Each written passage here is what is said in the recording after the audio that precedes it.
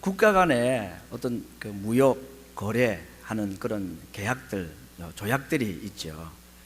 그래서 한국과 중국, 한국과 미국 이런 나라들 간에 계약들이 있는데, 뭐 계약이 끝나고 나면 어느 나라가 잘했다, 못했다, 그렇게 또 국민들 사이에 여론도 끌어오르기도 하고 그럽니다.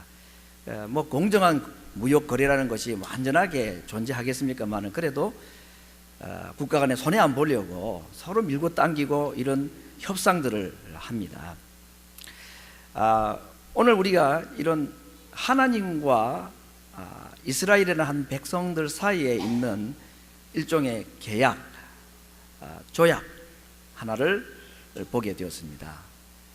이건 과연 불공평한가 아니면 공평한가, 여러분께서 오늘 말씀을 들으면서 오늘 하나님과 이스라엘 백성들을 통해서 세워진 이 계약은 과연 어떤 계약인가, 우리 제목을 기적 같은 놀라운 약속이라는 것은 이제 언약 또는 계약이라는 말과도 같은 내용입니다.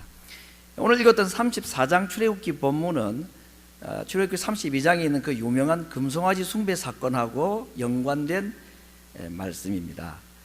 금송아지 숭배 사건은 이스라엘 역사상 가장 치욕스럽고 또 하나님께 범한 큰 범죄의 사건이었습니다. 오죽했으면 하나님께서 그 일 이후에 이스라엘 전부를 죽이고 새로운 민족을 만들어서 가나안 땅으로 들여보내시겠다고 할 정도로 이 금송아지 숭배는 굉장히 큰 범죄 사건이었습니다.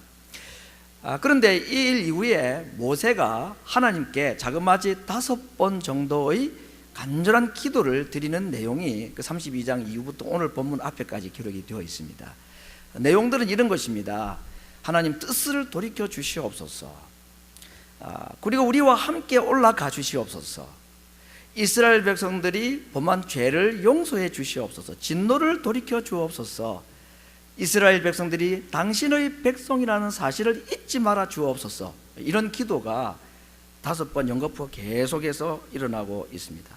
오늘 제가 먼저 본문 말씀을 보면서 이 모세의 기도 이야기를 잠시 먼저 하고 계속 말씀을 이어가고자 합니다. 오늘 이 모세가 간절하고 또 반복적으로 기도하는 내용을 보면, 어떤 의미에서 보면은 모세가 좀 불필요한 기도를 하고 있는 건 아닌가, 왜 같은 비슷한 얘기들을 이렇게 반복해서, 하나님께서는 이미 내가 너희와 함께 하겠다, 용서해 주겠다 약속을 다 했는데 왜 계속 못 믿어서 하는 것처럼 계속 기도를 하고 있는가, 그런 의문이 들 수가 있습니다. 안 들고 성경을 읽을 수도 있지만 가만히 생각해 보면 그런 의문이 들 만한 내용입니다. 너무 비슷한 이야기들을 반복해서 말하고, 하나님 이미 그렇게 하겠다고 약속을 했는데도 또 구하고, 그러면 내가 해준다고 약속했는데 자꾸 얘기하면 귀찮잖아요. 하나님께 지금 모세가 그런 마음으로 기도하고 있는 것처럼 보인다는 것입니다. 과연 그러면 이 모세의 기도는 불필요한 반복을 하는 것이고 하나님의 약속을 못 믿어서 계속해서 이렇게 막 칭얼대는 기도인가? 그렇지가 않습니다. 더 정확하게 표현하면 하나님께서 모세에게 약속했기 때문에 하나님께 모세는 기도하고 있습니다. 하나님께서 이렇게 해주시겠다고 약속하심에도 불구하고 기도하는 게 아니고 약속하셨기 때문에 기도하는 것입니다. 오늘 이것은 모세의 기도의 한 참 좋은 모습을 우리에게 보여주는 교훈이라고 말할 수 있습니다. 하나님께서는 이스라엘 백성들과 함께 하겠다고 약속했습니다. 그래서 함께 해달라고 기도했습니다. 하나님께서는 이스라엘의 죄를 용서해 주겠다고 약속을 하셨습니다. 그래서 용서해 달라고 기도했습니다. 무슨 말입니까? 기도는 약속을 가지고 하는 것이다. 약속이 있기 때문에 기도하는 것이다. 예수님의 기도문에도 그것이 잘 나타나 있죠. 하늘에 계신 우리 아버지여, 당신의 이름이 거룩히 여김을 받기를 원합니다. 당신의 뜻이 이 땅에서 이루어지기를 원합니다. 이런 반복적인 비슷한 내용의 기도, 하나님의 나라가 이 땅에 이루어지기를 원합니다. 그거 다 비슷비슷한 기도 아닙니까? 왜 반복적인 비슷한 기도를 계속 하게 하시는가? 더 나아가서는 하나님께서는 너희의 필요를 구하기 전에 알고 계시다. 이방인들처럼 무엇을 먹을까 마실까 입을까 염려하지 말라고 말씀하셨는데, 예수님은 어떻게 기도하라고 가르칩니까? 주기도문에서 우리에게 일용할 양식을 달라고 기도하라 그랬습니다. 이 모순이 아닌가? 하나 모순이 아니고, 이것은 모세의 기도나 예수님의 기도문에서는 기도를 어떻게 할 것이며 무엇 때문에 할 것인가 하는 중요한 가르침을 우리에게 보여주는 것입니다. 하나님의 약속을 우리가 받았기 때문에 기도하는 것이다. 너희 필요한 모든 것을 알고 계시기 때문에 믿고 구하라. 그러면 주겠다. 이런 약속이죠. 그래서 오늘 모세가 비슷한 기도를 5번씩 반복하는 거라든지, 하나님께서 이미 그렇게 하겠다고 다 약속을 해 주었음에도 불구하고 또 구하고 하는 것은 이 모세의 믿음이 그렇게 기도하게 했다는 겁니다. 그래서 우리는 사실은 우리의 필요 때문에 기도하는 것이라기보다는 하나님의 약속 때문에 기도하는 것입니다. 우리가 뭔가 필요해가지고 간절한 마음으로 기도하는 그 이유가 거기에 있는 것이라기보다는 하나님께서 우리에게 그렇게 해주겠다고 약속했기 때문에 하나님께 기도하는 것이다 하는 겁니다. 이름을 꼭 붙이자면 약속이 이끄는 기도, 요즘에 뭐 목적이 이끄는 삶, 이런 말도 있듯이 약속이 이끄는 기도, 하나님의 약속이 우리로 하여금 기도하게 한다 하는 것입니다. 자, 여러분, 이렇게 모세가 반복적이고 하나님이 약속을 다 해주셨음에도 불구하고 또 구하고 이렇게 계속해서 구하여서 하나님께로부터 얻어낸 것이 뭔가, 하나님께서 이 모세의 기도를 들으시고 어떤 응답을 해주셨는가. 10절 말씀에 이런 구절이 있습니다. 여호와께서 가라사대, 모세의 기도가 바로 이제 앞에 나온 내용이고 특별히 9절이 그 내용들인데, 그 기도를 들으신 하나님께서 모세에게 반응하시는 겁니다. 여호와께서 가라사대, 보라, 내가 언약을 세울 것이다. 아니, 지금 내가 너와 하나의 계약을 지금 체결하고 있다. 모세가 그렇게 오해를 받으면서까지 간절하게 반복적으로 구하고 얻어낸 것, 그 기도의 내용이 무엇이었습니까? 하나님, 진노를 돌이켜 주십시오. 뜻을 돌이켜 주십시오. 우리와 함께 올라가 주십시오. 이스라엘 백성들의 죄를 용서해 주시고 이스라엘 백성의 당신의 자손이란, 당신의 백성이라는 사실을 잊지 말아 주십시오. 그렇게 기도를 했으면 하나님께서 그 기도에 이렇게 응답하셔야 되지 않습니까? 그래, 그 5가지 다 들어주마. 아니면 야, 이건 좀 나한테 너무 불공정하니까 너가 양보해. 요 2가지는 빼고 3가지만 들어줄게라든지, 뭐 그렇게 계약이 이루어져야 되는 거 아닙니까? 근데 하나님께서 이건 되고 저건 안 된다, 뭐 그런 말씀이 없습니다. 딱 한마디로 모세의 그 생명을 건 기도를 들으시고는 내가 너와 약속을 체결하겠다, 계약을 하나 세우겠다. 그 계약의 내용이 무엇이냐? 아무 이야기가 없음에도 불구하고 하나님께서 너가 요구한 것 외에 내가 플러스 알파를 주겠다, 더 너희들에게 해줄 것이 있다. 그래서 이건 하나님으로서는 이스라엘 백성들에게 파격적인 지금 제안을 하고 계신 것입니다. 그 내용은 잠시 뒤에 다시 한번 살펴보도록 하겠습니다. 오늘 이 모세와 하나님께서 세우시는 약속, 계약, 언약은 2가지 점에서 보면 하나님께는 좀 불공평한, 불공정한, 손해보시는 계약이다고 말할 수가 있습니다. 용서나 함께하심, 또 함께 가심, 우리를 당신의 소유로 삼아달라는 이런 말씀은 한마디도 약속의 내용에 포함되어 있지 않고 단지 딱 한마디, 내가 너와 언약을 맺겠다 하면 이 언약이라는 패키지를 하나로 다 묶어가지고 제안하는 것입니다. 그런 점에서 오늘 이 하나님께서 베푸시는 이 계약은, 이 언약은, 이 약속은 정말로 놀라운 약속이 아닐 수가 없다 하는 것입니다. 2번째, 이 계약이 파격적이고 놀라운 이유는 소위 그럼에도 불구하고 계약이기 때문이었습니다. 여러분, 계약이라고, 약속이라는 것은 이렇게 하면 내가 해주겠다, 그걸 어기면 당신이 이런 벌을 받는다, 그런 거 아닙니까? 계약에는 분명히 조건이고 그 조건이 충족되지 않으면 그 계약은 파기가 되는 겁니다. 일방적으로 손해를 보게 되어 있는 겁니다. 그렇죠? 그런데 오늘 이 모세와 하나님이 세우시는, 이스라엘과 하나님이 세우시는 금송아지 사건 이후에 모두 죽어 마땅했던 그 죄를 범한 당사자들에게 모세의 기도를 통해서 하나님이 세우시는 계약은 이런 점에서는 정말 파격적이고 놀라운 것이다. 그럼에도 불구하고 내가 너희들을 가나안으로 인도하겠다. 혹시 너희들이 앞으로 이런 죄를 범한다 할지라도 내가 그 죄를 다 용서하고 너희들을 내가 원하는 목적지로 인도하겠다. 이런 완전히 하나님 입장에서는 손해보는 계약을 지금 맺어주신 것입니다. 그런 점에서 오늘 이 계약은 정말 파격적이고 놀라운 계약이 아닐 수가 없다 하는 것입니다. 첫 번째, 돌비는 깨어졌죠. 모세가 깨뜨렸습니다. 아니, 지금 하나님 외에 다른 신을 섬기지 말라 하는 것을 돌비에다 새겨가지고 들고 내려오고 있는데 지금 금송아지를 숭배하고 있으니 이 모세가 그걸 보고 있을 수가 없었던 거죠. 그래서 분노하고 해서 하나님의 마음으로 그 돌비를 내던졌습니다. 그러나 다시 하나님께서 모세를 불러 올리셔서 산 위에서 두 번째 돌비를 새기십니다. 어떤 마음으로? 혹시 앞으로 이런 죄를 범한다 할지라도 내가 너희를 버리지 않고 끝까지 너희를 내가 목적한 가나안 땅으로 인도해 주겠다 하고 두 번째 돌비에다가 지금 하나님께서 작심을 하시고 다시 새기시는 그 장면이 오늘 본문 앞에 있는 이야기인 것입니다. 여러분, 이 말씀 들으니까 어떤 생각이 드십니까? 이제 이스라엘은 뭐 하나님께 다 용서 다 받은 거구나. 아무리 죄를 지어도 하나님은 자기 약속을 지키시고 하나님 뭐 인도하실 가나안 땅으로 인도하신다고 했으니까 마음 놓고 죄를 지어도 이제 되는 모양이구나, 그런 생각이 들 수가 있습니다. 그러나 정말 그런가? 그러지가 않습니다. 하나님께서 오늘 너희들이 다시 죄를 지어도 내가 너희를 버리지 않고 끝까지 인도하겠다고 말씀하신 것은 너희들이 마음대로 죄 지어도 돼, 뭐 천국 가는 건 내가 약속한 거니까 이 땅에 마음대로 살다가 아무렇게나 살다가 와도 괜찮아, 그렇게 방종을 우리에게 조장하고 우리를 뭐 내놓은 자식처럼 너 마음대로 살다 와라고 말하는 것이 아닌 겁니다. 오늘 이 불공정한 계약을 하나님 하시는 이유는 이제 내가 인간의 선과 악에 의해서 인간을 구원하고 하나님 백성으로 삼는 이 일에 인간의 행동을 내가 보지 않겠다는 것입니다. 왜냐하면 인간은 태어나면서부터 악한 자였고 배우지 않아도 죄를 짓는 자였고 그랬기 때문에 이스라엘을 통해서 하나님이 보신 것입니다.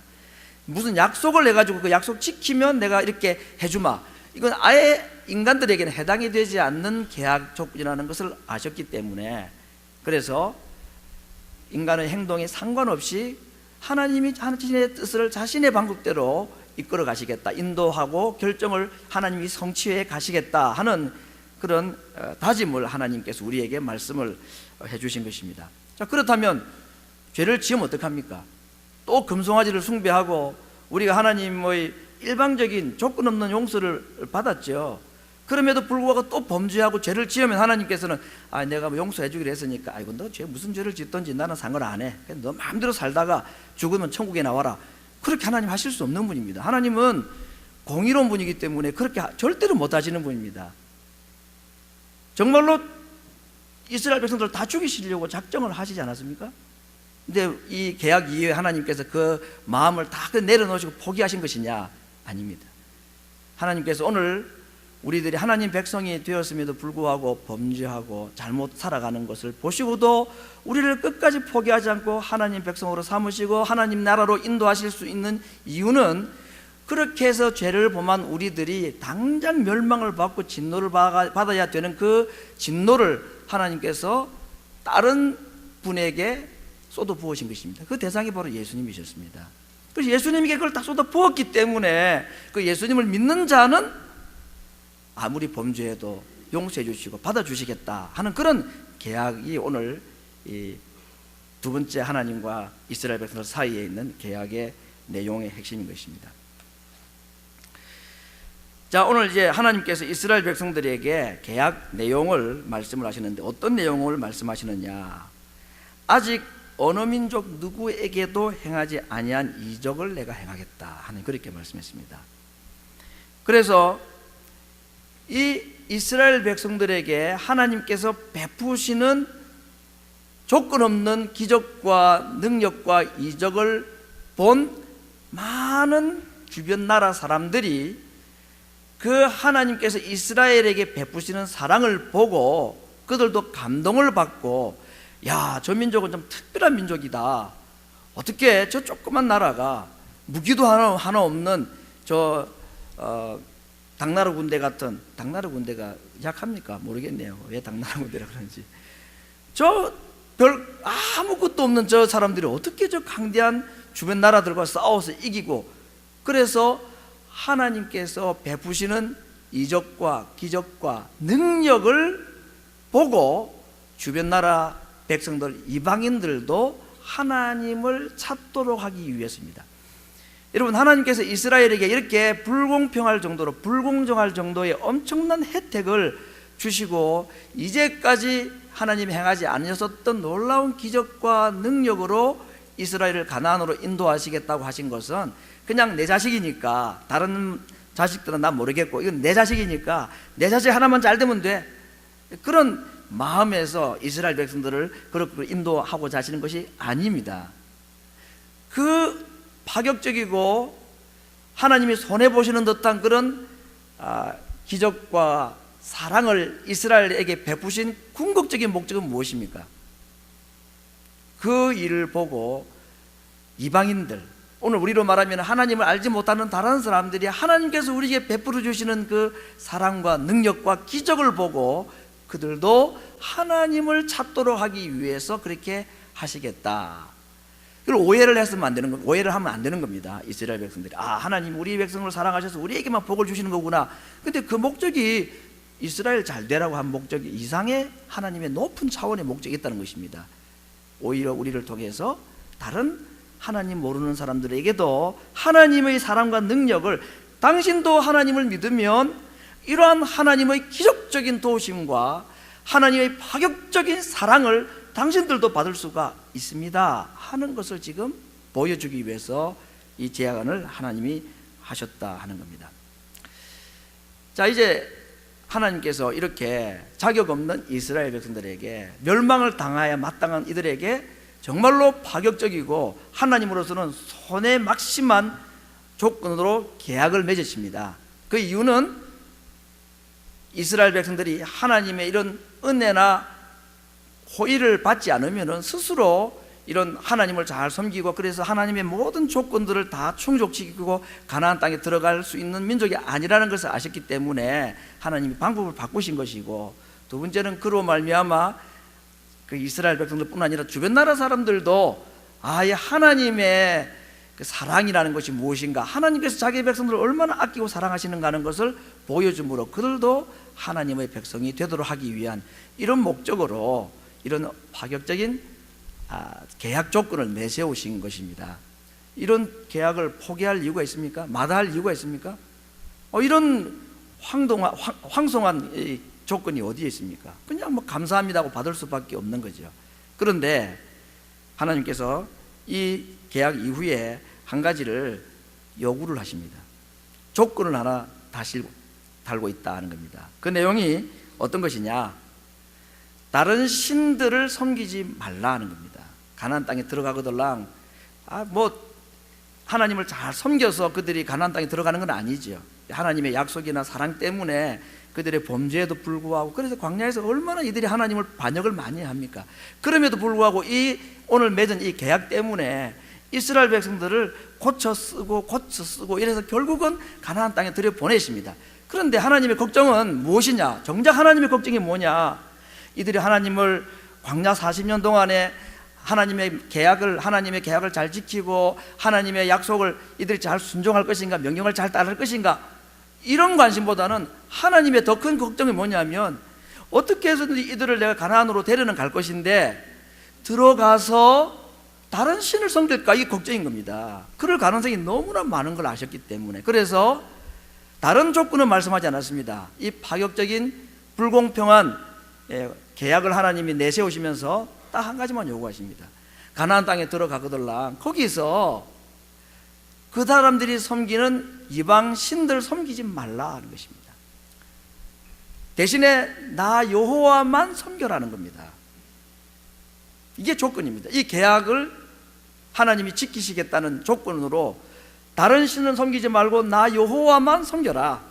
그러면서 구체적으로 하나님만 섬기는 시행세칙을 말씀하십니다. 예를 들면 거기에 들어가면 벌써 우상들이 절비하게 세워져 있을 텐데 그 우상들을 전부 다 파괴시켜라.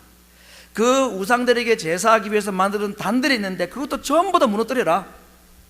그리고 그 땅에 있는 아들들이 늠름하다고 사위 삼지 말고 내 딸을 그들에게 며느리로 주지 말아라, 이방인들과 결혼하지 말라. 그 이유는 혹시 그렇게 결혼을 하게 되면 그들이 섬기는 이방 신을 너희 딸도 너희 아들도 따라 섬길 것이기 때문에 결혼을 시키지 말라.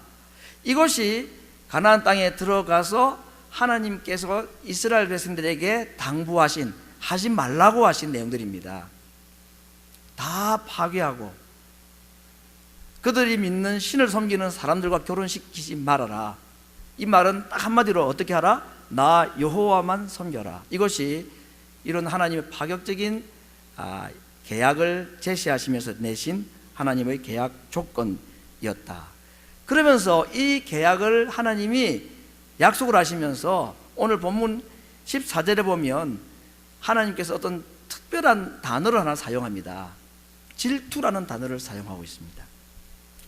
나 여호와는 질투라 이름하는 여호와라. 질투라는 것은 성격이죠. 질투심이 많다, 성격입니다. 그런데 하나님께서 자신의 성품으로 질투심이 있다. 하나님 질투하는 하나님이시다. 십계명에도 말씀하셨고 오늘도 그렇게 말씀하셨습니다. 그런데 이 질투하는 하나님이라는 말씀의 의미는 오늘 성경에서 뭐라 그럽니까? 하나님의 이름이라고 말했습니다. 하나님의 이름이 무엇이죠? 여호와 아닙니까? 그렇죠. 그런데 하나님께서 오늘 이 계약을 체결하실 때에 자신의 또 다른 이름을 하나 말씀을 하신 것입니다. 하나님의 이름이 뭐라고요? 질투. 야, 이 하나님 이름 치고 너무 참 불경건한 이름 아닌가? 하나님이 그래, 내 이름이 질투라고 그랬습니다. 나는 질투라는 이름을 가진 하나님이다라고 말했습니다. 이 말은 하나님의 속성 중에 하나가 질투하시는 하나님이라는 말이 있는 겁니다. 여러분, 질투심이 좋은 것입니까? 나쁜 것입니까? 시기, 질투, 미움, 다툼 버리고 우리 모두 우리 서로 사랑해, 그래야 되는데 하나님이 질투하지 말고 시기하지 말라 그러고 자기가 시기하고 질투하시면 어떡하시는가? 죄인에게는 질투심은 전부 나쁜 것밖에 없어요. 죄인에게서 나타나는 질투심이 나타나는 것은 전부 미움입니다. 정말 뭐랄까요? 남을 해치고서라도 내 목적을 이루고자 하는 것, 그걸 어떻게 배워요? 독살스러운, 아주 무시무시한 독살스러운 이기심, 이게 죄인에게 이름 붙일 때 질투라는 말의 의미입니다. 근데 죄가 없어진 하나님에게 이 질투라는 말이 적용이 되면 어떤 의미가 되느냐? 무슨 일이 있어도 자기 백성을 보호하신다는, 하나님의 보호라는 의미가 하나님의 질투에 포함이 되어 있습니다. 예를 들어 볼까요? 우리가 이제 뭐 간혹 이런 자연재해, 지진이 났을 때에 지진이 무너진 그 흙더미 속에서 사람들은 이제 발굴을 해내지 않습니까? 내죠. 근데 이제 어떤 지진 이후에 이렇게 아기 울음소리가 나서 아기가 살아있다 하고 이제 막 흙더미를 파봤더니 거기에 이제 엄마가 아기를 딱 안고 자기는 몸을 웅크리고 있고 그 안에 조그마한 공간 속에 이제 조그만 아기 1살 배기 아이가 거기서 살아있었다. 이런 얘기들은 우리 간혹 듣는 얘기들입니다. 보호죠. 보호 본능입니다. 자기 자식이기 때문에 목숨을 걸고라도 보호하는 것이 이 어머니의 보호 본능인데, 오늘 하나님께서 자기의 이름을 질투라고 말할 때는 그런 의미가 있는 것입니다. 나는 내 백성을 절대적으로 보호한다.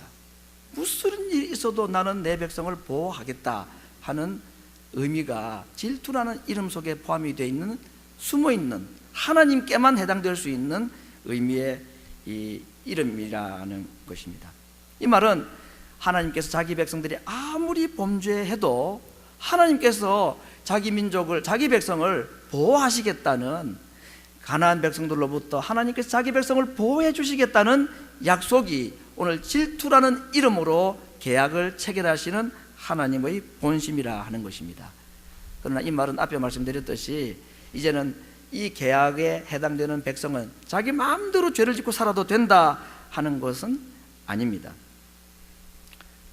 하나님은 질투하시는 하나님이라고 할 때는 자기 백성은 그렇게 목숨을 걸고도 보호를 하시지만 하나님의 또 다른 질투심이 하나 있습니다. 그건 뭐냐면 자기 백성이 하나님 닮은 하나님 백성 되기를 원하시는 겁니다.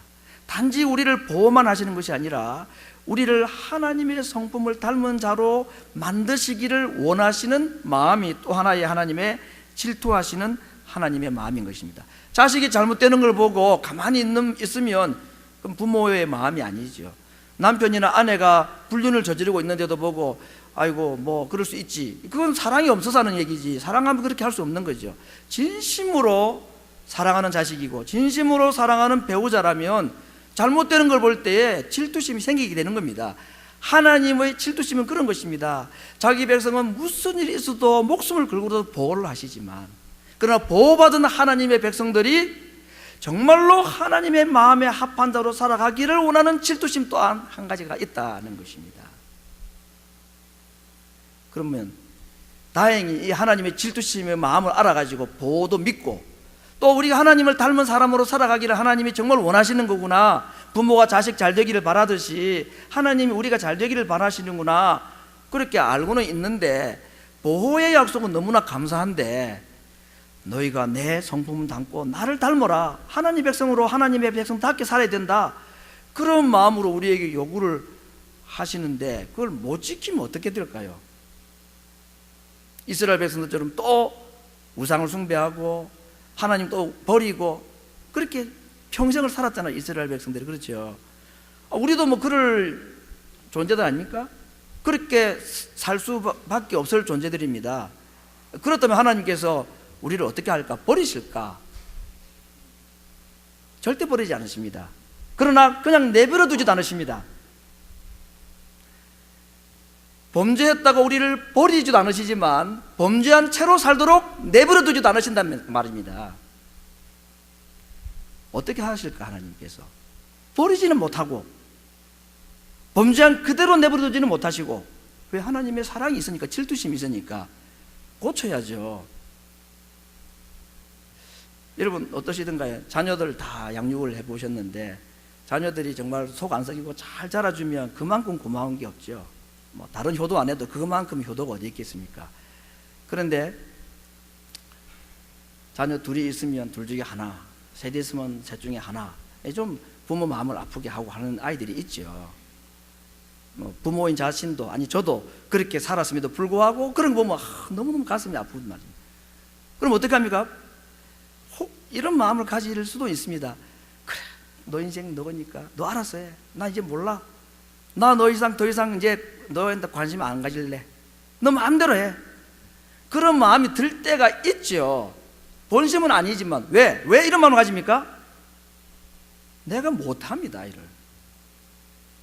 내 몸에서 난 아이지만 내가 내 아이를 내 마음대로 못하잖아요. 그럴 때에 포기 아닌 포기를 하게 되는 겁니다.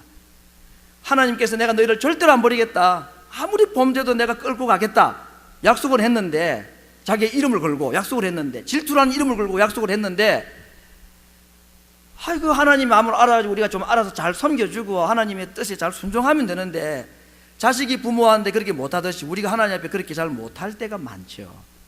하나님 어떡합니까? 부모 마음이 돼가지고 너 인생 너가 알아서 해, 난 모르겠다, 들어오면 뭐 밥 해주고 잠 자고 가고 싶으면 나가고. 하나님은 그렇게 안 하십니다. 그렇게 못 하십니다. 하나님은 어떻게 해서라도 우리를 고치고야 마시는 분이십니다. 이게 질투하시는 하나님입니다. 어떻게 고치실까요? 하나님이. 부모는 자식을 어떻게 해도 고치기가 어렵습니다. 그저 주만 바라보고 기도하는 것밖에 없죠. 좋은 방법이 있으면 좀 알려 주십시오. 저도 좀 배우게. 무슨 방법이 잘 없잖아요. 하나님께 맡길 수밖에 없는데, 하나님은 아이고 뭐 될 대로 되라, 언젠가 알아서 되겠지, 그렇게 하지 않으십니다. 하나님은 굉장히 지혜로우시고 능력이 있어서 자기 백성을 어떻게 하면 바꾸고 하나님께서 자기 백성을 어떻게 하면 자기 모습으로 살아가도록 하시는가, 하나님의 방법이 있고 수가 다 있습니다. 예를 들어 볼까요? 이건 이스라엘 역사에 나타난 그대로입니다. 첫 번째, 잘못한 자기 백성 이스라엘을 다루시는 하나님의 첫 번째 방법 무엇일까요? 말씀으로 다가갑니다. 선지자들을 통해서 말씀하셨습니다. 깨달으면 천만다행, 못 깨달으면 다음 단계. 그 다음 단계가 뭘까요? 가나안 땅은, 지금 이스라엘이 위치하고 있는 그 나라 땅은 비가 안 오면 농사가 안 되는 땅입니다. 요즘은 뭐 과학적으로 막 물을 끌어들이고 전기를 이용하고 이렇게 하는지 모르지만 이 당시에는 그렇습니다. 비가 안 오면 농사 안 되는 땅입니다. 그래서 자기 백성 이스라엘이 잘못할 때 하나님이 두 번째 취하시는 방법이 뭐냐? 비를 안 내리시는 겁니다. 농사가 안 되죠. 먹을 게 없는 겁니다. 천재지변, 특별히 가뭄은 하나님께서 말씀으로 알아듣지 못하는 자기 백성들을 두 번째 다루시는 방법이었습니다. 비 안 오면 당장 뭘부터 깨달아야 됩니까? 뭐 잘못한 게 없나, 이렇게 보면 맞았던 거죠, 이스라엘 백성들은. 세 번째, 그래도 못 알아들으면 하나님이 하시는 방법 또 있습니다. 뭘까요? 전쟁입니다. 지금은 전 세계적으로 전쟁이 없는 시대죠. 천만에요. 인터넷 들어가서 지금 지구상에 전쟁이 얼마나 일어나고 있는가 검색을 해보십시오. 한번. 지금 이 지구상에 지금 현재 이 시간에 얼마나 많은 전쟁이 일어나고 있는지 모릅니다. 하나님께 속한 것 중에 하나가 전쟁입니다. 전쟁은 사람이 일으키는 것이 아니고 하나님의 허용 안에서 일어나는 겁니다. 그렇죠? 이스라엘 백성들 범죄하고 자기 백성이 하나님 백성답게 살지 못할 때에 다루시는 세 번째 방법은 전쟁입니다. 마지막 방법, 그래도 못 알아들으면 무엇일까요? 멸망입니다. 멸망이면 끝인데, 자기 백성을 안 버리신다고 했는데 아니요, 버리시고 다시 찾으십니다. 그게 바로 바벨론 포로에서 예루살렘으로 돌아오게 하신 것이었습니다. 말씀, 재난, 전쟁, 그리고 마지막에는 멸망. 이걸 통해서 하나님은 질투심을 가지고 자기 백성을 보호하시지만 자기 백성을 자기 백성답도록 하나님이 만들어 가시는 일을 포기하지 않으신다고 말씀하셨습니다.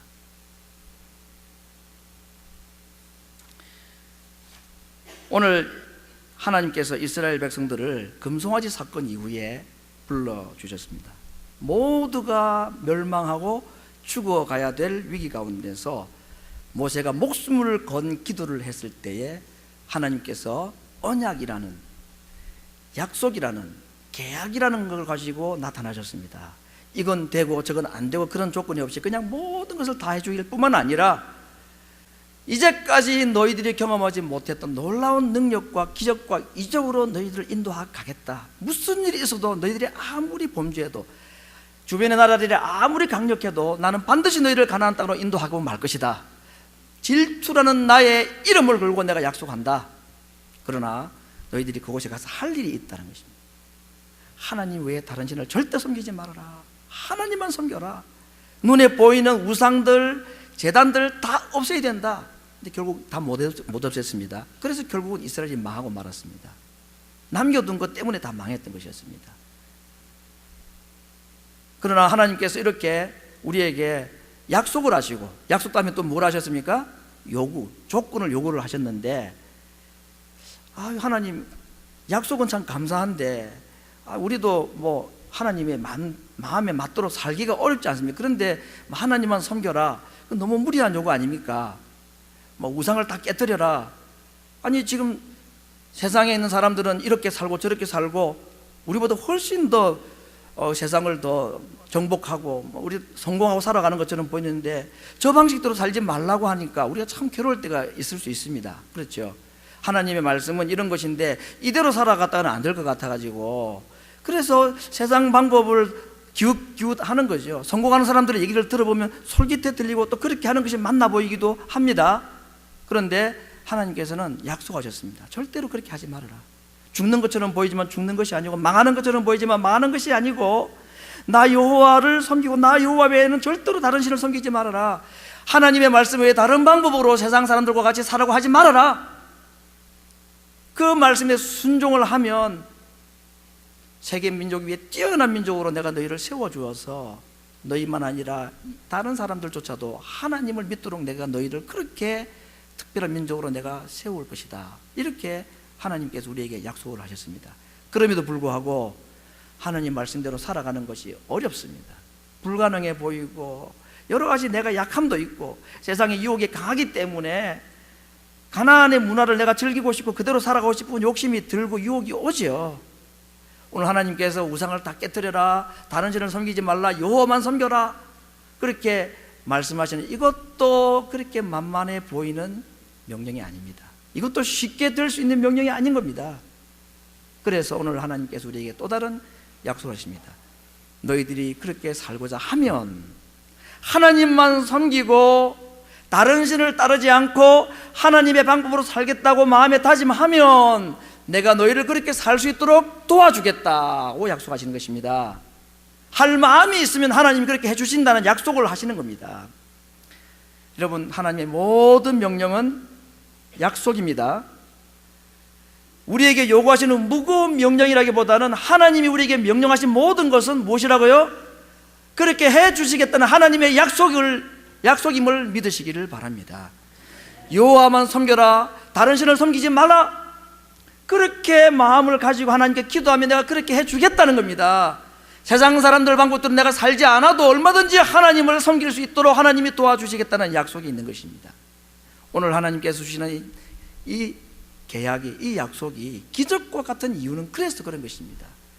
범죄한 자, 금송아지를 숭배하고 당장 멸망받아야 마땅한 그들에게 하나님이 이런 놀라운 약속을 하시고, 그리고 그렇게 할 수 있는 힘을 주시겠다고 약속하신 사랑하는 성도 여러분, 오늘 여기 예배드린 우리는 적어도 그러한 하나님의 약속의 백성으로 부름받은 자들입니다.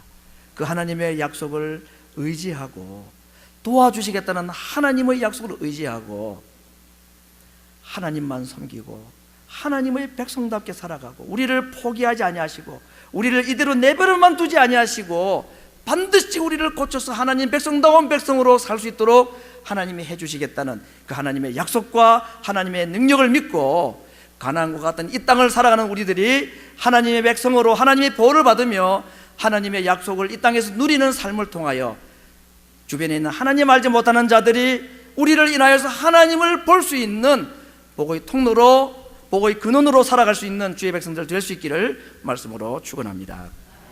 우리 같이 한번 기도하겠습니다. 기적 같은 놀라운 약속을 주신 하나님, 오늘 이 약속을 우리에게 주심을 알고 하나님의 약속을 믿고 살아가는 주의 백성들이 되기를 위해 함께